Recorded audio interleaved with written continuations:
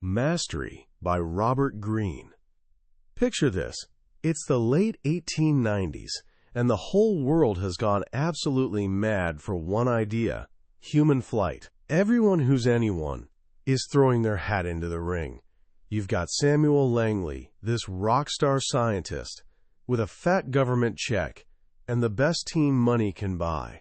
He's basically got winner stamped on his forehead.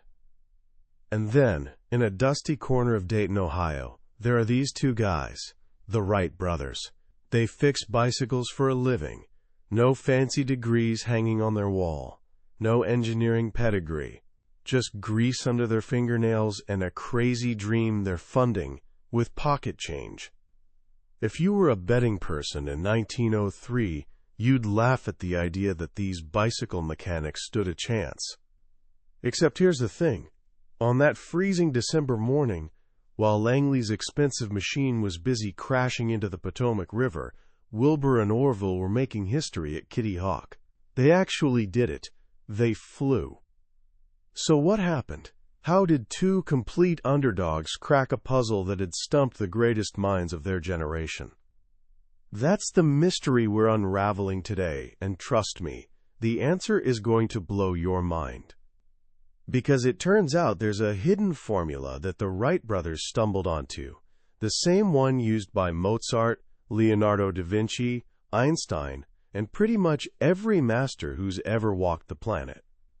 We're diving into Robert Greene's mastery, and this book is essentially the cheat code to unlocking your full potential. Greene spent years studying these historical giants, and here's his big revelation. They weren't just lucky. They weren't born special. They followed a specific, repeatable process that anyone, yes, anyone, can use. By the time we're done here, you're going to understand exactly how that process works. You'll discover how to find what you're truly meant to do, how to survive those brutal early learning years, and how to tap into a level of intelligence that makes you see the world through completely different eyes. So settle in and open your mind, because we're about to explore how ordinary people become absolute legends. Here's something wild. Every single one of us is born with a built-in compass. When you were a kid, before the world told you what to care about, you felt it. Maybe you couldn't stop drawing. Maybe you took apart every toy just to see its guts. Maybe you were obsessed with how words sounded or how plants grew. Robert Greene calls this your life's task, and it's not some fluffy self-help concept. It's literally the most important signal your life will ever send you. Think of it as your internal GPS, pointing toward your unique purpose. Take Leonardo da Vinci. This guy was born on the wrong side of the sheets, literally an illegitimate kid who couldn't enter any respectable profession. No fancy tutors, no structured education. Just a curious kid wandering through Italian forests, completely mesmerized by everything he saw. He'd steal his dad's paper to sketch weird flowers and birds, not because anyone told him to, but because he couldn't not do it. That obsession with understanding how life actually works, that became the through line of everything he ever created. He was just following that internal signal that started beeping when he was knee-high to a grasshopper. Or look at Einstein. At 5 years old, his dad hands him a compass, and little Albert loses his mind. That needle, always pointing north, moved by some invisible force, it haunted him. His entire career was basically him chasing the answer to the question that compass whispered to him as a kindergartner.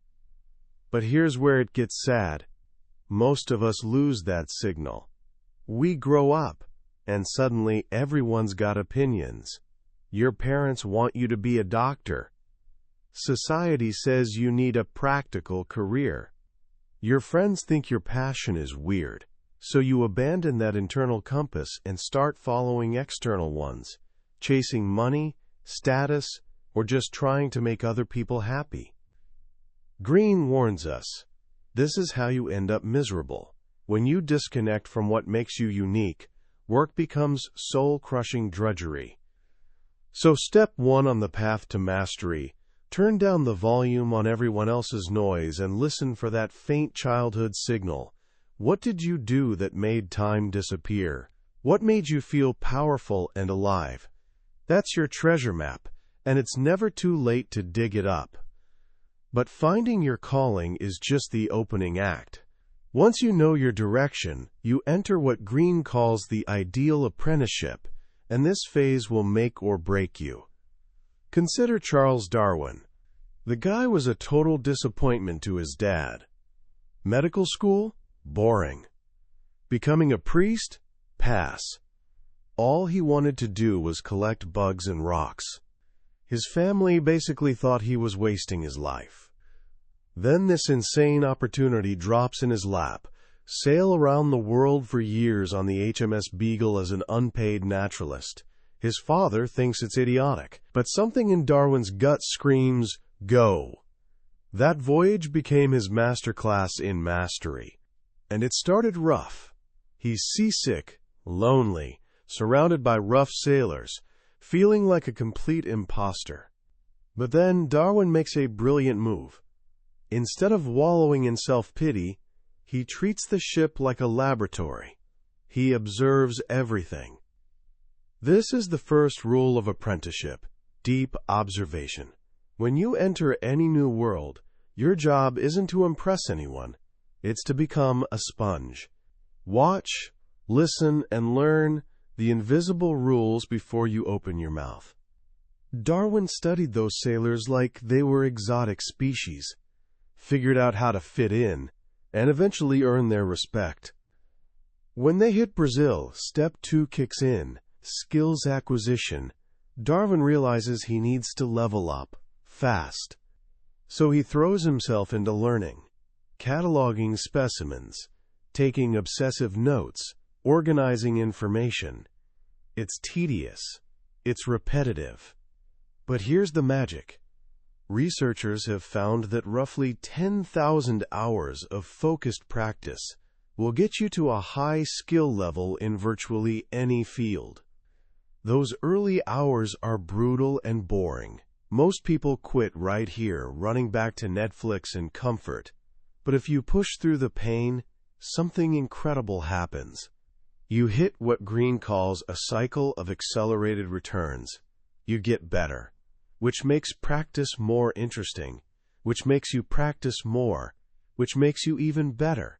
It's a snowball rolling downhill.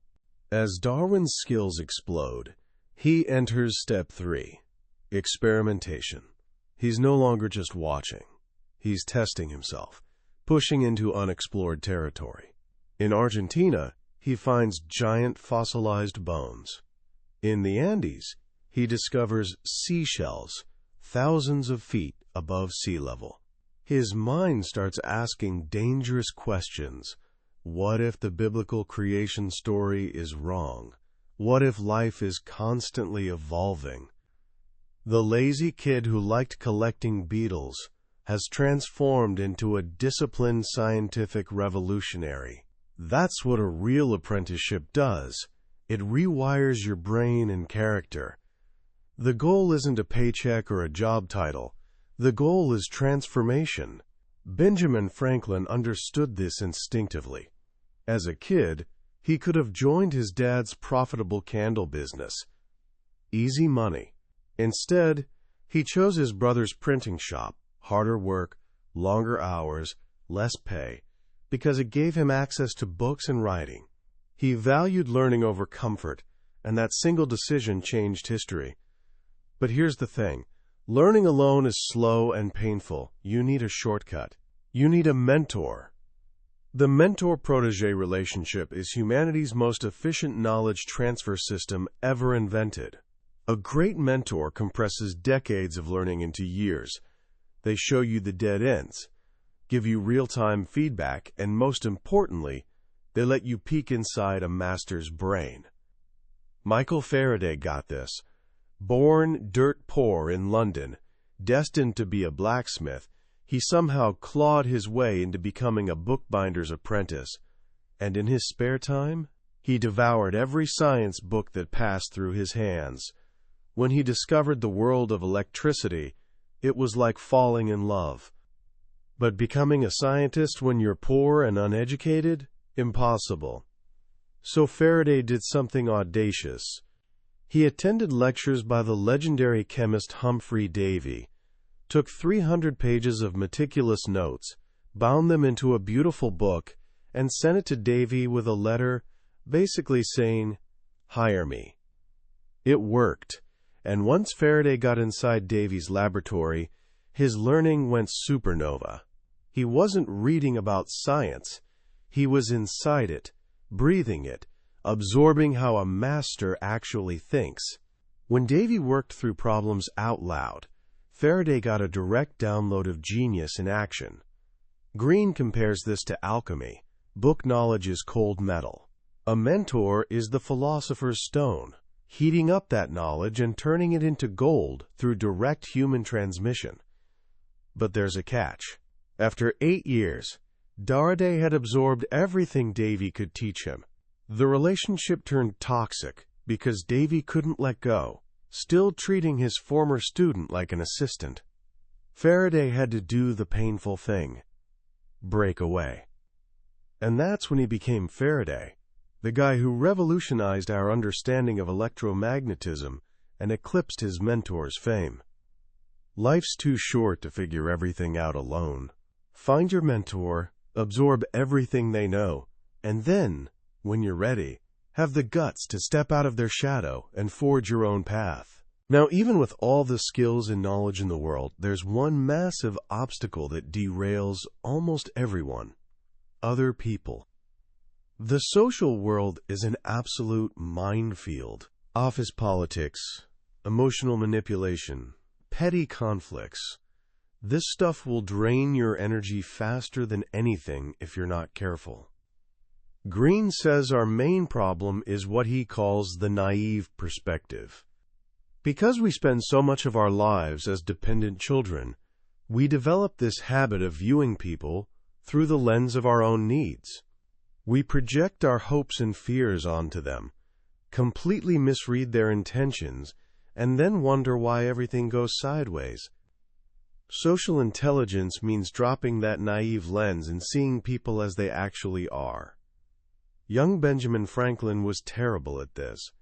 When he created the wildly popular Silence Do-Good letters for his brother's newspaper, he couldn't resist revealing he was the author. Instead of praise, his brother exploded with jealousy and made his life hell. Later, the governor of Pennsylvania promised to fund Franklin's printing business. Franklin was so wrapped up in his dreams that he ignored every red flag screaming that this guy was full of hot air. Surprise, the governor never came through. These humiliations forced Franklin to evolve. He made a radical decision. From now on, he'd observe people like a scientist studying specimens. He'd remove his emotions from the equation and focus outward, trying to think inside other people's minds. This changed everything. When his old boss offered him a suspiciously generous position, Franklin paused and thought from the boss's perspective.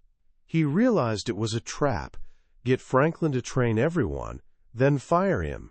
So Franklin flipped the script. He used the job to build customer relationships and learn skills, and just before he got fired, he quit, started his own shop, and took the best customers with him. Franklin learned to accept what he called the 7 deadly realities, the unchangeable aspects of human nature. Some people are envious, some are lazy, some are manipulative. Getting upset about this is like getting mad at gravity. Instead, accept it and navigate around it. This didn't make him cold. It made him brilliant at dealing with people. By understanding what actually drives humans, self-interest, insecurity, vanity, he could charm anyone. And with peaceful social relations, he had way more energy for his actual work: writing, inventing, discovering. Social intelligence isn't manipulation. It's clearing the path so you can focus on what matters, Once you've mastered your apprenticeship, absorbed your mentor's wisdom, and figured out the social game, your mind naturally wants to shift gears. You've spent years learning the rules. Now you want to play with them, bend them, maybe even break them. This is the creative active phase, your second major transformation. You stop being a student and become an innovator. Mozart is the perfect example. From age 4, his father Leopold drilled him relentlessly. Mozart spent his childhood touring Europe, absorbing every musical style, learning from every master he encountered. His head was basically a jukebox of other people's music. His early work was brilliant, sure, but it was sophisticated mimicry. Then, in his late teens and 20s, something started stirring. He felt this desperate need to express his own voice. The pleasant, conventional court music he was forced to write in Salzburg felt like a prison. It had zero connection to the wild, conflicting emotions roiling inside him. His father and the archbishop kept shutting down his experimental pieces, calling them too weird, too complex. Finally, at 25, Mozart did the unthinkable. He rebelled. He cut ties with his father and the archbishop and declared independence in Vienna. What happened next was a creative supernova. Freed from having to please anyone, Mozart transformed every musical form he touched. He took genres that had become light and fluffy and infused them with dramatic power and emotional depth. Larger orchestras, longer movements, feelings of dread and ecstasy woven together. He was creating a completely new musical language. Greene calls this the dimensional mind. A normal mind consumes and regurgitates information. The dimensional mind transforms everything it touches into something original. It's got the wonder of childhood fused with the discipline of years of practice. How do you activate this mind? Greene offers some strategies. One is what poet John Keats called negative capability, the ability to hang out in uncertainty without frantically grasping for answers. Most of us hate not knowing. We rush to judgments. But creative masters can suspend their ego, stay open, and just experience reality without forcing conclusions. This openness lets them see connections others miss. Another strategy is embracing serendipity, the magic of chance discoveries. When you're grinding on a problem, your focus gets tunnel vision narrow. You're stuck. Greene says to deliberately loosen up. Take walks. Explore random fields. Let your mind wander. That's when unexpected ideas pop up and spark breakthroughs. As Pasteur said, chance favors the prepared mind. Your years of focused work prepare the soil. Serendipity plants the seed. Mozart spent 20 years preparing. Now, in his creative active phase, he wasn't consciously breaking rules. Innovation just flowed out of him naturally. He wasn't following the language of music anymore. He was inventing it. And if you follow this journey all the way, if you find your calling, endure the apprenticeship, and activate your creative mind, you reach the final destination, mastery.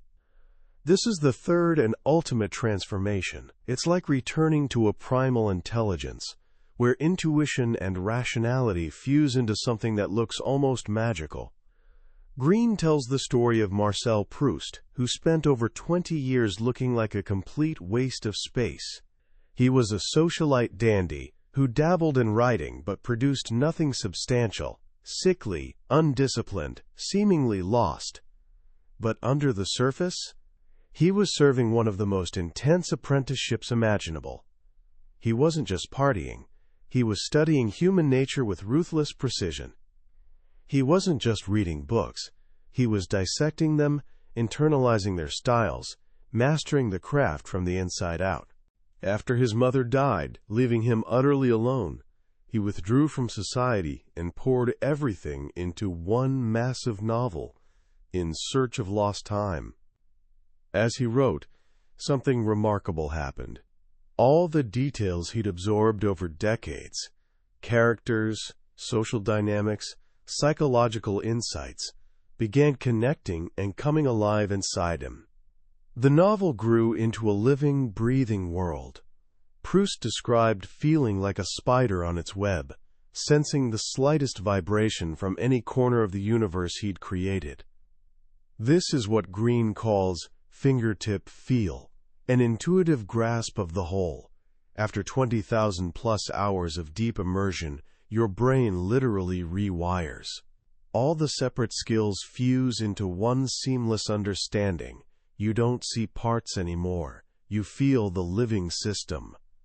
The great general Erwin Rommel had this for warfare. He could sense where enemies would strike before they knew themselves. It looked like magic, but it wasn't. It was years of intensely studying terrain, psychology, tank capabilities, and soldier morale. All those details fused in his brain, giving him seemingly supernatural battlefield intuition. This high-level intuition isn't irrational, it's hyper-rational. The master's mind doesn't skip steps.